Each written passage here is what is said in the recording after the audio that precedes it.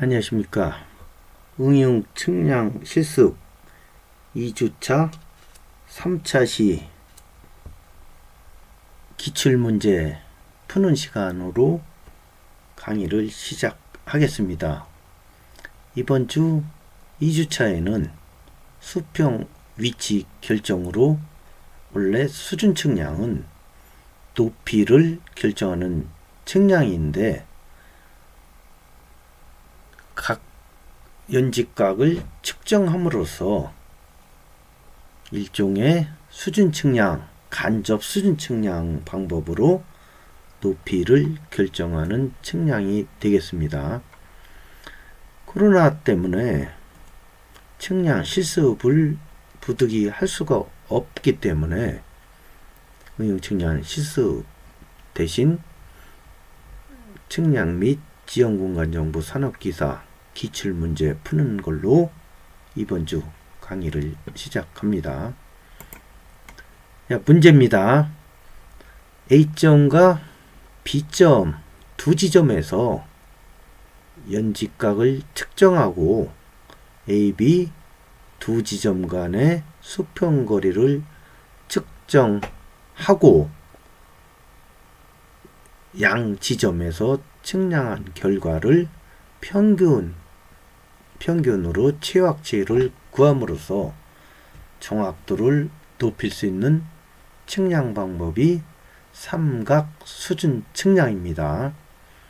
그래서 A점에 기계를 세워서 B점을 올려다 본 각, 이것이 2도 40분 플러스 각입니다. 플러스는 안각이라고 하고 플러스 각이라고 합니다. 그런데 B점에 기계를 세워서 A점을 희준할 때는 여기에는 2도 35분으로 되어 있지만 이것을 부각, 마이너스 각이라고 합니다. 마이너스 각 또는 부각이라고 합니다. 이 각도 기준은 천정을 기준으로, 하늘을 기준으로 영도로 보았을 때는 이 90도 방향이 영도가 되고, 또 천저각, 이 아래를 기준으로 해서 올려다본 각, 이 90도가 되었을 때 이것을 우리 측량에서는, 연직각에서는 90도를 영도로 놓습니다. 그래서 B점에서는 수평선이 영도입니다. 수평선을 기준으로 해서 아래 방향으로 내려다본 각, 이것이 2도 35분입니다. 그리고 A점의 기계구는, A점에 기계를 썼을 때 망원경 중심까지 높이는 1.24m이고 B점의 기계구는 1.34m가 되었습니다. 그리고 A점의 타켓의 높이는 HA는 2.90m이고 B점의 타켓구는 여기 나와 있죠. 2.90, HA는 2.85m, HB는 2.90m입니다. 기계를 세워서 읽을 때는 반사경이나 또는 표식 장치가 있어야 읽을 수가 있겠죠. 그렇지 않는 경우는 나무나 건물이나 전선줄 같으면은 이 각도 측정기로 각을 측량할 수가 있습니다. 이 그림 같은 경우 이 타켓고 타켓이 있기 때문에 이 타켓을 기준으로 측량을 한 겁니다. 이런 문제가 주어질 때는 이 그림을 잘 보고 문제 출제자의 의도를 잘 살펴보아야 됩니다. 즉 A점과 B점 두 지점에 기계를 세워서 양 단면을 측량을 해서 정확도를 높이기 위해서 평균값을 취한다는 것을 염두에 두고 A점에서 B점까지 지방고, 또 B점에서 A점까지 지방고를 각각 구해서 이 방정식을 풀면 되겠습니다. 야, 풀이 과정을 보면은 A점에서 관측을 하고 B점까지 집안고를 구하는 방법이 있고, 또 B점을 기준으로 구하는 방법이 두 가지가 있습니다. 그래서 먼저 A점을 기계를 세우고 B점을 시준을 했을 때 이 HB는 그림을 잘 보면서 풀어보면은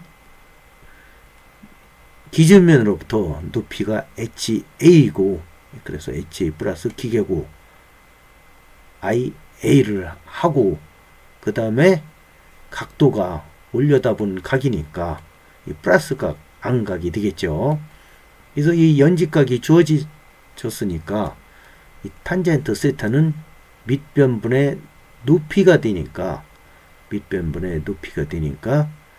D는 AB 간의 수평거리 D를 주어졌기 때문에 D 탄젠트 세타이면 이 타겟구 위에가 나오니까 B점까지는 HB만큼을 빼줘야 되겠죠.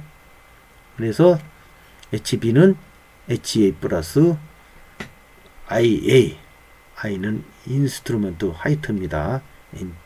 A점에 세운 기계고란 뜻이고, 그 다음에 D 곱하기 탄젠트 알파 A 마이너스 B점의 타겟고 HB를 빼주면은 310.344 미터가 나옵니다.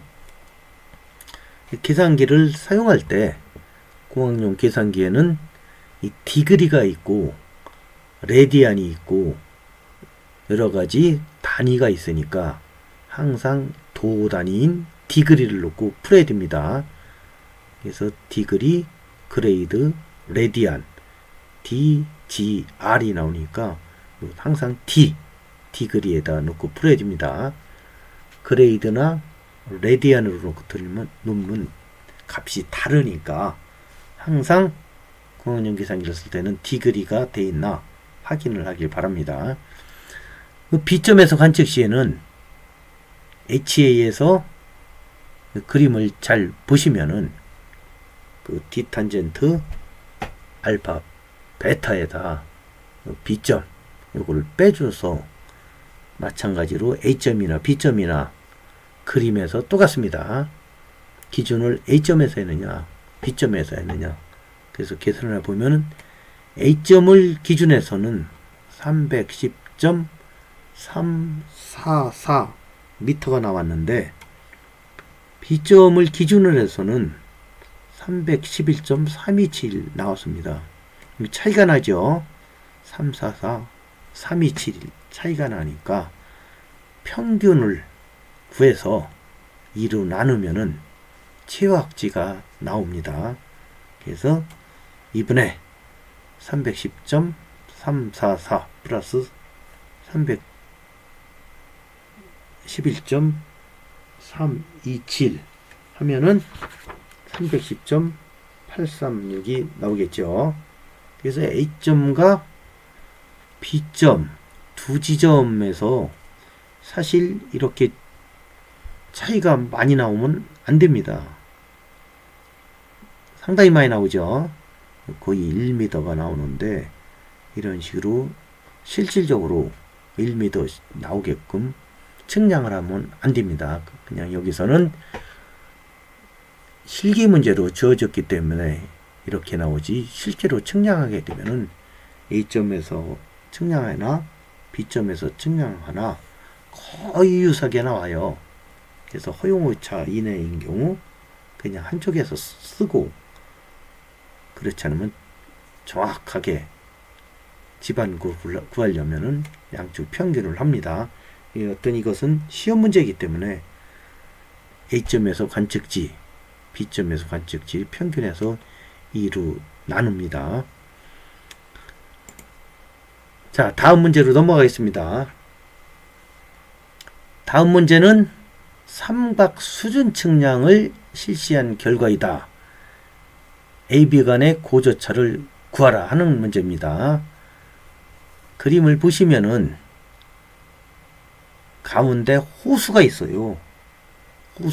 호수가 있기 때문에 사람이 직접 갈 수가 없으니까 호수 A점에 기계를 세우고 C점을 하나 내려서 줄자를 가지고 측량을 직접 한 겁니다. 그래서 AC를 구해서 A와 C를 구해서 간접 방법으로 B점의 집안구를 구할 수가 있습니다. 그래서 이와 같은 경우도 A점에 기계를 세우고 B점에 기계를 세워서 양단면 평균으로 치확지를 구하는 방법이 있지만 이 문제는 강을 건너지 않고 A점 옆에다가 C점이라는 것을 하나 만들고 A와 C점을 직접 거리를 측량해서 A점에서 내각 알파를 재고 C점에서 베타를 재는 겁니다. 그러면은 삼각형 내각의 합은 180도이기 때문에 내각 B는 우리가 쉽게 구할 수가 있겠죠. 삼각형 내각의 합은 180도이기 때문에 각 B를 구하고, 그리고 이미 사인 법칙을 배웠기 때문에 AB 거리를 구할 수가 있을 겁니다. 수평거리 AB 거리를 구한다면은 높이는 탄젠트 세타를 해주면 되기 때문에 우선 문제를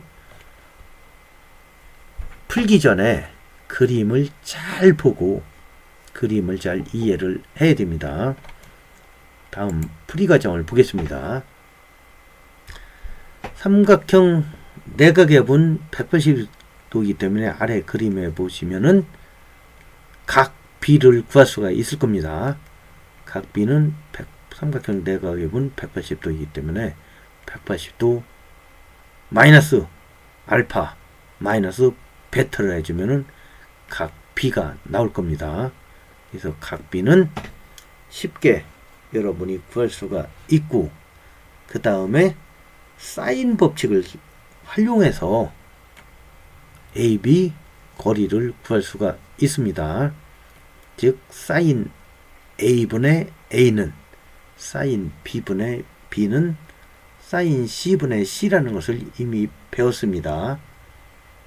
사인 A분의 A는 사인 B분의 B는 사인 C분의 C. 응용측량 삼각 측량에서 다시 한번 배우겠지만 사인 법칙은 측량에서 상당히 많이 활용하기 때문에 시험 문제에 자주 나고, 그래서 여러분들이 적용을 잘 해야 됩니다. 그래서 사인 법칙을 쓰면은 요 AC 거리가 주어졌기 때문에 요 각 B를 구해서 AB 거리는 AB 거리를 미지수로 두려니까 이 내각 베타를 써야 되겠죠. C점의 각도. 그래서 AB 거리는 49.12m가 나왔습니다. 그러면은 AB 거리가 주어졌으니까 A와 B점의 수평거리가 주어진 겁니다. 수평거리. 그래서 A점에서 기계에서 수평거리를 재주면은 탄젠트 세타이면 높이가 되니까 탄젠트 세타를 곱해주면은 AB 거리를 곱하기 탄젠트 세타를 해주는 겁니다. 그러면은 고조차를 구해보면은 요 델타 H를 구하는 문제입니다. 델타 H. 요 그림을 잘 보십시오. 델타 H입니다. 델타 H면은 A점에서 시작을 한다면은 기준면으로부터 높이가 아니기 때문에 단지 델타 H를 구하기 때문에 A점에서 시작이 되면 A점을 0으로 놓고 그러면은 I가 되겠죠. I 플러스 D 탄젠트 세타. 탄젠트 세타이면은 B점의 타겟구 정상이 나오니까 여기서 델타 H는 H만큼 빼줘야 되겠죠. 이 그림을 보시면은 쉽게 이해가 갈 겁니다. 그렇죠? 이 그림을 다시 한번 보시기 바랍니다. 삼각형 내각은 180도다. 그러면은 각 B를 구할 수가 있고, 이 사인 법칙을 이미 배웠기 때문에 한 변을 알고 각을 알면은 미지 변을 구할 수가 있습니다. 사인 A분의 A는 사인 B분의 B는 사인 C분의 C니까 AB 거리를 구할 수가 있어요. 그래서 A와 B점의 차이값이 아니라 이 그림에 나와 있는 이 델타 H를 구하라는 겁니다. A와 B가 아니라. 그래서 그림을 잘 보면은 이 문제는 쉽게 풀 수가 있을 겁니다. 다음 문제로 넘어가겠습니다. 다음 문제는 두 지점에 기계를 세워놓고 이 굴뚝의 높이를 구하라는 문제입니다. A나 B나 한 지점에다가 기계를 세워놓고 한번 측량하는 경우 이 간접 수준 측량이기 때문에 정확도가 떨어집니다. 그래서 정확도를 높이기 위해서 A점과 B점 두 지점에 기계를 세워놓고 정상까지 각을 측정함으로써 이 굴뚝의 높이, 나무의 높이, 또 건물의 높이 등등을 측정할 수가 있습니다. 그러면은 A점의 위치는 굴뚝으로부터 22m 플러스 Y가 되고 B점의 위치는 굴뚝으로부터 Y까지 거리가 되겠습니다. 그래서 Y라는 것을 미지수로 뒀어요. 미지수. 그런데 두 지점에서 측량을 했기 때문에 A나 B지점에서 측량한 높이값 X, 즉 M 플러스 N 다시 또 N 다시 플러스 N이 X니까 이 X는 A 지점에서 측량하나 B 지점에서 측량하나 같은 값이 나와야 되기 때문에 이 Y라는 B지수를 풀 수가 있고, 따라서 굴뚝의 높이를 구할 수가 있을 겁니다. 그래서 식을 간단하게 하기 위해서 A점에 세운 기계고 또 B점에 세운 기계고, 즉 N-는 1m라는 거죠. 1m. 문제를 간단하게 하기 위해서 A점과 B점의 기계고를 1m로 같이 놓은 겁니다. 그러면은 이 그림을 다시 한번 보시면은 B점에 기계를 세워서 굴뚝 정상까지 보았을 때 이 45도가 나온 겁니다. 45도가 나왔기 때문에 탄젠트 45도는 Y분의 N-가 되겠죠. 그림을 보시면은 B점에 기계를 세워서 굴뚝의 정상까지 45도니까 탄젠트 45도는 Y분의 N-가 됩니다. 그런데 탄젠트 45도는 밑변과 높이가 같기 때문에 1이 되죠. 45도는 밑변과 높이가 같기 때문에 1이 되기 때문에 탄젠트 45도를 1로 놓으면은 Mn-는 Y가 됩니다. Mn-는 Y가 된다는 거죠. 그리고 A점에 기계를 세웠을 때 밑변은 22m 플러스 Y가 되겠죠. 22m 플러스 Y가 밑변이고, 그리고 각도는 30도가 되기 때문에 탄젠트 30도는 밑변 22m 플러스 Y분의 높이 Mn-가 됩니다. 그런데 B점에 세웠을 때 탄젠트 45도는 1이기 때문에 y는 mn-로 이미 알고 있기 때문에 이 아래 것을 그대로 y를 mn-로 놓고 풀면은 이와 같이 간단하게 나올 수가 있습니다. 그래서 mn-는 30.053m가 나오기 때문에 굴뚝 지상으로부터 굴뚝 정상까지 x는 mn-를 이미 30.053m로 구했고, 또 기계 높이 n'n-는 1m이기 때문에 더해주면 되겠죠. 그래서 굴뚝의 높이는 31.053m가 나왔습니다.